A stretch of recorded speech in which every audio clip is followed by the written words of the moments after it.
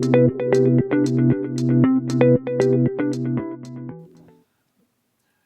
अभी मैं बुलाना चाहूँगा कमोडर मोहित गोयल सर को on topic beyond the build how चाइना's shipbuilding dominance is reshaping India's maritime future.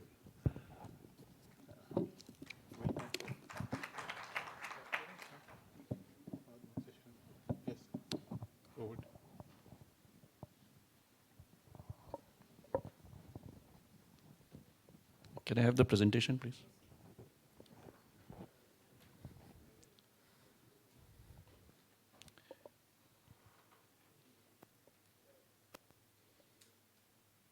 Good afternoon, everybody. I'm from the Indian Navy.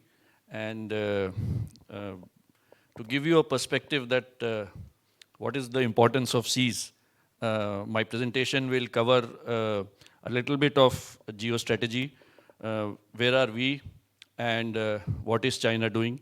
I'll present some numbers based on the research and give you a perspective that how important shipbuilding is for India and why everybody is discussing this topic.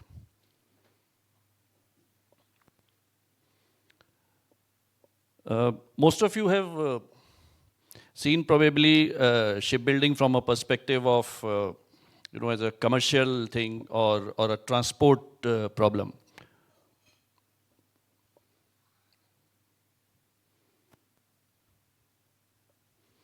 I will present it from a geostrategic point of view, and I will also connect up naval shipbuilding with the merchant shipbuilding. This is how I intend covering my talk. I will give you a brief about Indian shipbuilding. Most of you probably are aware, but I'll give you a perspective which might incite a few thoughts. This is a Chinese quote, a very famous quote, that the supreme art of war is to subdue the enemy without fighting. Yes, it is by Sun Tzu. And this is the core philosophy of which China is working. As we see what is happening around the world, you will understand how closely they follow this to their heart. This is the Indian Ocean region, area of primary interest to India. This shows, the red triangle shows their ports, where China is heavily invested. The green ones are their support bases, and the blue ones are their suspected outposts, which means they have funded, but they have not declared. Look at the geography and look at how it is encircling India. Another thing which China has started from the last 4 years, roughly around COVID times, is sending their research vessels in our area of interest. I'm sure you are aware that there is no need for China to do deep ocean research in and around India. But these are the tracks of the ships, roughly from 2021 to 2025, of what China is doing research. This research is on paper for mining, for seabed exploration, but the same ship can also decide the bathymetry, which is used for submarine transits, and it also can monitor the communication which is happening between India and Indian ships. Pardon? Yes, they can detect thermoclines, which is used for submarine operations, and it is increasing day by day. Now I'll give you a perspective of what China is doing in and around India. Pakistan, we are all aware, is heavily dependent on China. Everything the Chinese Navy is using, the Pakistan Navy is using comes from China. Myanmar is a very important part of this jigsaw puzzle. This is the highway which China has built from Kunming to Cape Q. China has a problem of transportation of goods to the Middle East and to the Europe via the Malacca Strait, because they are situated on the east coast. So what they have done is they have developed these two networks by which they can transport goods. Their ships need not go through the Malacca Strait up to China. They can do transshipments here. And of course, it is on the garb of helping Myanmar. To counter this, there is a Sitwe project which Indian government is doing, where we expect that our cargo from Kolkata to Aizawl, that is the northeastern states, will travel via Myanmar. This project is also in advanced stages. And this port of Sitwe is very close to the port which China is developing. And this is the Rakhine region, where you must be hearing there is some kind of insurgency problem which is going on in Myanmar. So from Sitwe to Paletwa, there is a river, and that is a Kaladan river. So in Indian papers, you will hear it as a Kaladan project. This is being done so that we also have a route to our northeast, and we can bypass all those who know that chicken neck which is there in between Nepal and Bhutan to transport our goods. Myanmar, and there are many such countries which enjoy the largesse of both the countries. So they have taken one submarine from India as a gift, and they have also taken one submarine from China. The next country is Thailand, presumably a ally of India. They have a submarine gifted by China. Bangladesh, 2 submarines and 2 Type 053H, medium-sized corvette frigates from China. Sri Lanka, being an island nation, most of the island nations do the theory of beg, borrow, steal. So they are using both China and India against each other and taking gifts from both the countries.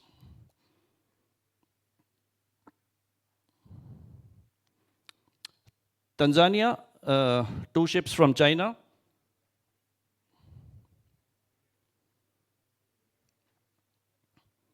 Mozambique, 2 ships from India. Mauritius, 2 ships from India. Maldives, again, 2 ships from India and 1 FIC gifted recently.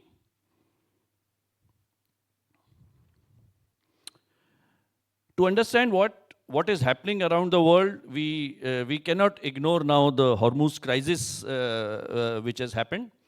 So what I'm highlighting is that when the Hormuz crisis happens, there is a shift in the economic progress from one state to another state. Most of the people whom I interact with do not understand the dynamics of gas. The gas which comes from Qatar to India, when there is a problem in Qatar, we start buying from US. So there is a direct benefit to the United States of America because of the Hormuz crisis, up to plus 266%.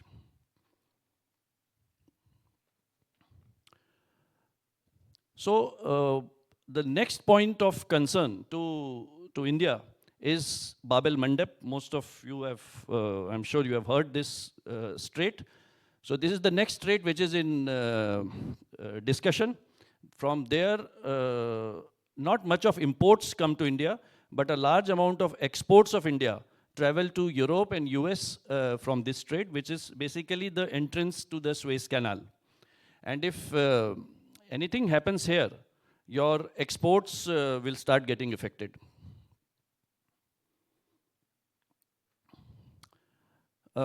Another slide to explain why China is not facing a problem because of the Hormuz crisis.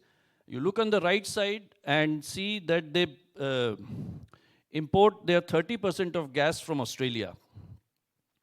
And if you see the top leadership of India and where they are visiting, there are certain strategic reasons to do that. Because we need to diversify our gas import. Oil imports are already diversified, but the gas imports are not yet. And that is why whenever we have a problem, there is an issue of gas shortage which is felt by India.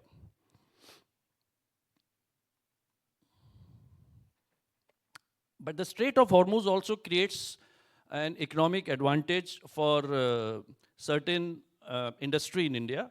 Our largest exports today is finished petroleum goods.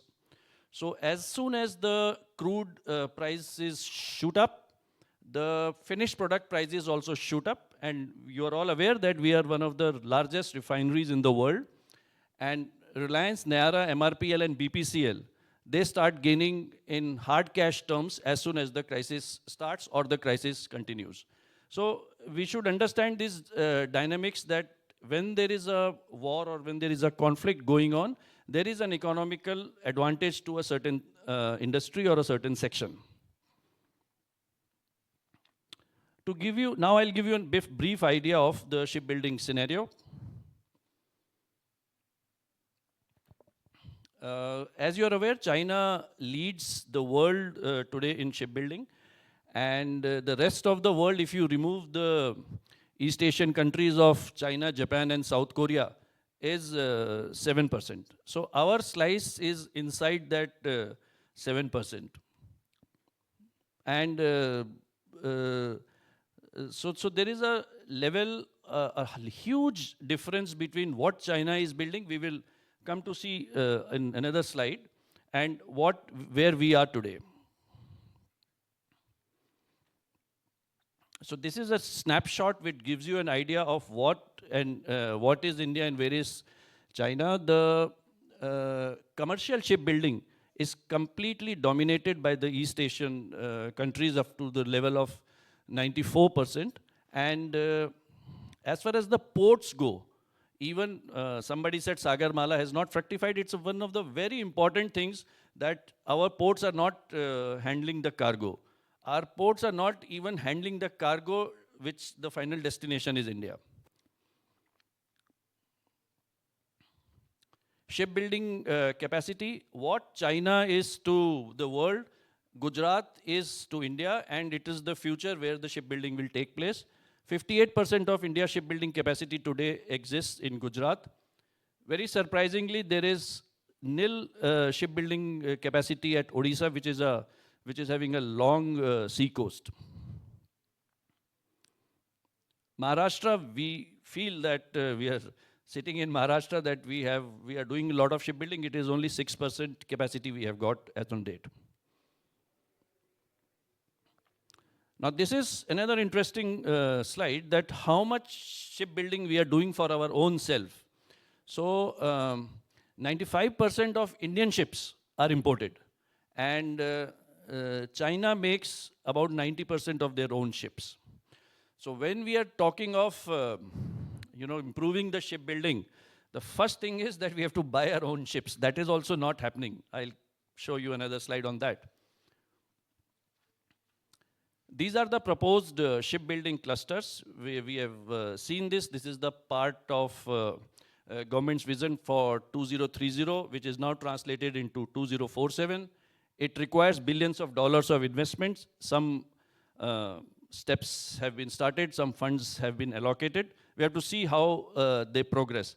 But in case they fructify, there is huge business here. There is jetties will have to be constructed, dredging will have to be done, ships will be built, cranes will have to be installed, and huge amount of manpower will be needed to set up these mega clusters.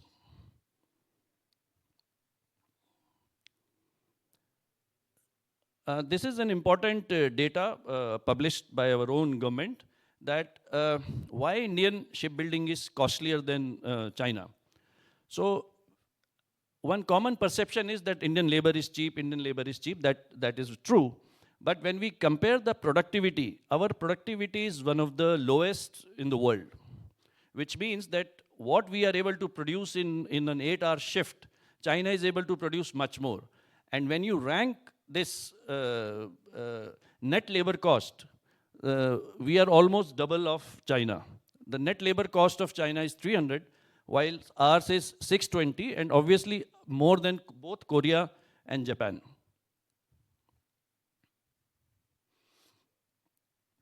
Some of the known problem areas for Indian shipbuilding are this GST input credit, high cost of capital, expensive bank guarantees, and equipment import disadvantage, because most of the equipment we are importing. So a lot of work is being done to obviate the GST leakage. Our shipbuilders and the larger companies have to order steel and other things on which GST is paid in advance. However, the ship takes sometimes 5 to 7 years to build, and the capital gets locked. This is not happening in the large shipbuilding countries. Steel, one of the primary ingredient of shipbuilding. Uh, uh, China produces the cheapest steel in the world. So when you want to compete in shipbuilding, either we subsidize our Indian steel or we make the domestic steel cheaper, else our Indian shipbuilder will be forced to buy Chinese steel. This is the scale of difference between China and the rest of the world in production of steel. Cheap steel is one part of the problem. Timely availability of steel is the second part of problem. So steel mills are booked typically 3 to 5 years in advance. So there is a drastic need to improve our shipbuilding capacity. Else we will be dependent on our adversary to import the steel. Capital borrowing rates, every business understands this. If we have to compete, we have to have lower interest rates, long tenor rolls, less of bank guarantees, less of collaterals for Indians. We are roughly about 2 times more than China and much more than South Korea and Japan. The government support is absolutely needed, else in high capital projects you cannot see some wonders happening. So what China and Korea do differently, they treat shipbuilding as a strategic infrastructure and not only as a small one part of the domestic industry. They give long-term export credits and also soft loans. And the financing is not time-based, it is based on milestones. That is typical milestones of shipbuilding.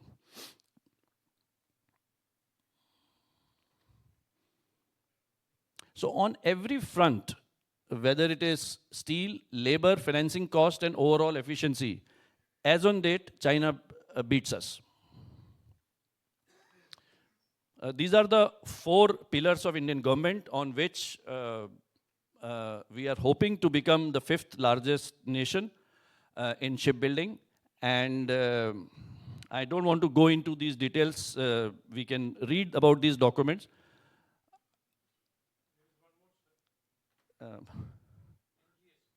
Yeah, NGSP is also there, correct. Before we discuss China, I just want to orient the crowd on the Chinese geography. This is how the map of China looks like. Some important facts that China is mostly a vacant land. The 94% of the population is highly concentrated towards their seashore. And the part which is discussed in Indian strategic circles is mostly a barren and vacant land with about 6% of their population there. China's GDP map, they give high priority to marine industry, and their wealth is focused all around the seacoast. So the rich people and the main industries and main wealth creation takes place near the seacoast. Yeah, I'll give you an example of Taiwan. I'll just come back. So to give you an idea what kind of scales China is building, this is the output data of 2025. China has produced 7,300 ships, and we have produced 255 ships. This is the scale of difference as on date. And their output in terms of DWT is 700 times.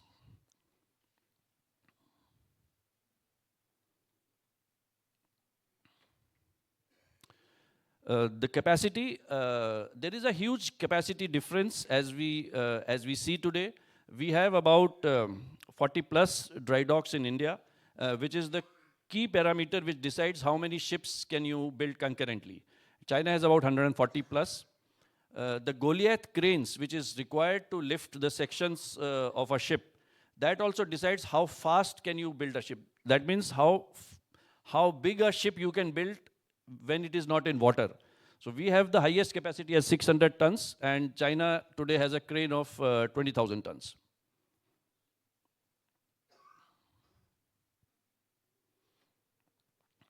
Major Chinese shipyards are located in mainly three areas. The northern areas of Dalian, you must have heard of Dalian shipyards, and this Jiangam area, and the southern part near Hong Kong. This is the northern part where all the Chinese shipyards are located.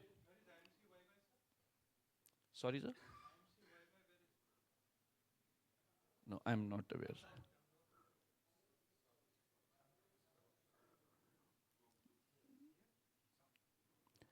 So this is the general area of Shanghai. China also has a lot of shipyards on their riverfront. And this is the third group where near the Hainan Island where their shipbuilding is concentrated. This is just to give you a rough idea of how Chinese mega clusters are there and where are their shipyards located. Now, China State Shipbuilding Corporation is one of the largest now shipbuilding conglomerate of the world. Indian shipbuilding share is less than 1%. This one company has got 23% of the world shares of shipbuilding.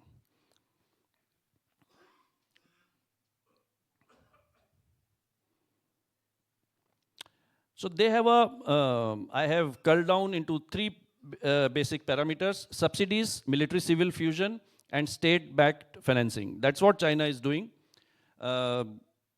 China is beyond all WTO norms, giving heavy duty state funding to their shipyards, knowing well that shipping and shipbuilding is a strategic industry.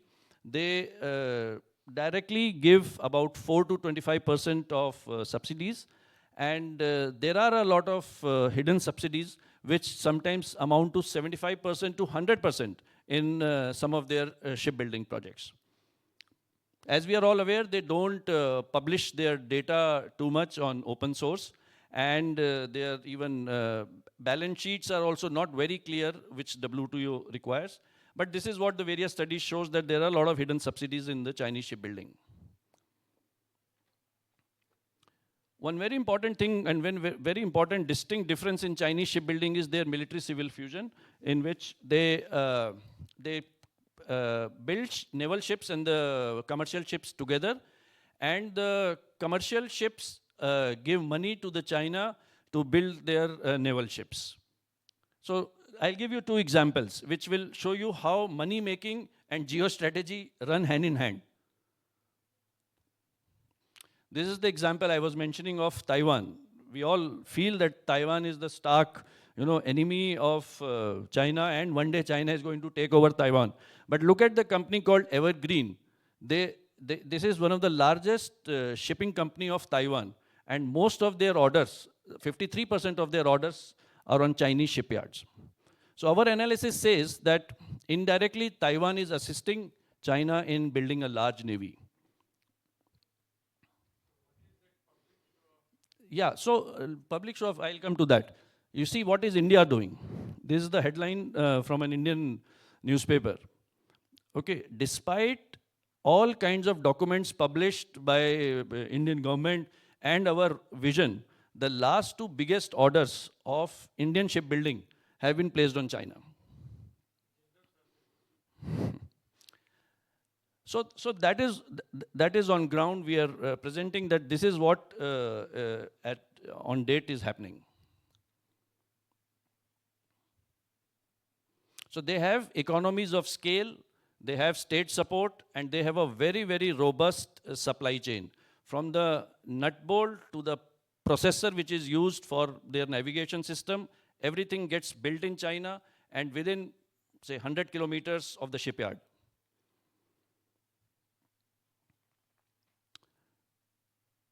So now another interesting thing is profit versus competitiveness. If we are so behind, our shipyard should be the least profitable. Look at this amount of profit Indian shipyards are making. They're making about 26%, 15%, and 28% of profit. While the Chinese shipyards are at about 6 to 7%. So it is clear that our shipyards are not competitive. They are backed by state orders, which means that they have overheads and lot of wastages. And when we have to compete globally, our shipyards will not be able to compete globally. We have to acknowledge these facts, that the global market is fiercely price driven and timelines driven.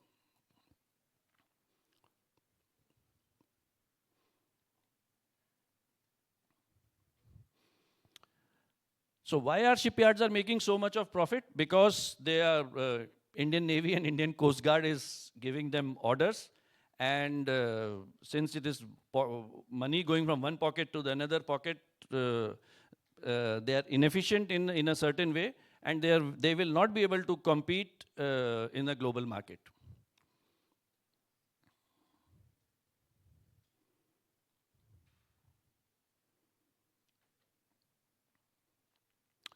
US tariffs, China has been hit because of the US tariffs, but since, as I explained you, that they have a huge amount of domestic demand itself and orders for the next 5 to 7 years, they will be able to manage. We have an opportunity because one of the fundamental difference between India and China is that the world trusts India. So probably that is the market opportunity in small and medium size of ships where India can capitulate. We also have an opportunity for green ships, and the technology transition, which somebody mentioned, is happening. There are a lot of orders which are going to come for that. Indian shipyards, Indian industry will have to be ready. Otherwise, this will be a missed opportunity.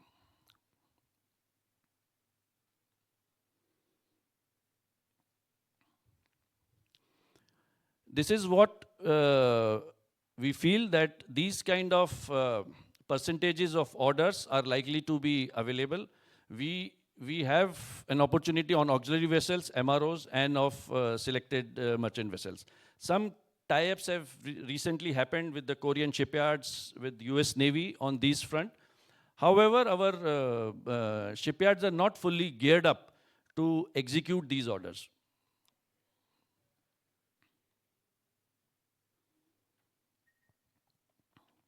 This is a further breakdown of man-hours per CGD of comparison. Our MH per CGD is ranging from 150 to 180, which is a scale difference from, say, a Japan or a South Korean shipyard. So even if we get an order, that we will not be able to produce the ship in the timelines which is there. So one of the fundamental advantage of shipbuilding is that it gives you a huge amount of employment opportunity. However, that can become a disadvantage if your productivity remains low. There are multiple reasons. Our yards are not organized, our people are not skilled, there is less of automation. These Korean and Japanese shipyards, even Chinese shipyards use a lot of automation. They have created shipbuilding processes grounds up. We have converted a port into a shipyard, into a ship repair yard. We have mixed methods. So a large amount of time gets wasted at the gate for a person to travel from the shop floor to the ship. These are all working details I can discuss separately. There are a lot of, yeah.